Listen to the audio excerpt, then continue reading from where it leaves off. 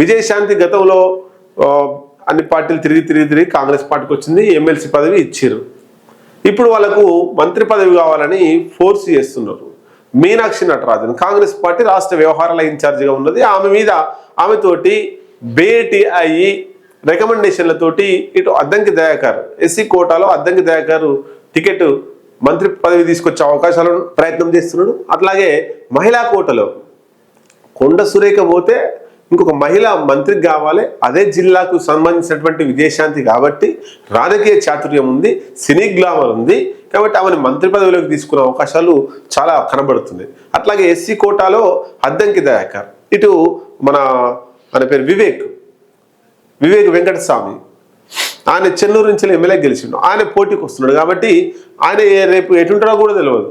గట్టిగా బీజేపీ వస్తే బీజేపీ అయిపోతాడు, బీఆర్ఎస్ వస్తే బీఆర్ఎస్ అయిపోతాడు. కాబట్టి ఆయనకు చెక్ పెట్టడం కోసం అద్దంకి దయాకర్కి మంత్రి పదవి తీసుకురావాలనే ఉద్దేశంతో రేవంత్ రెడ్డి ఉన్నాడు. ఏదేమవుతుందో మరి చూద్దాం.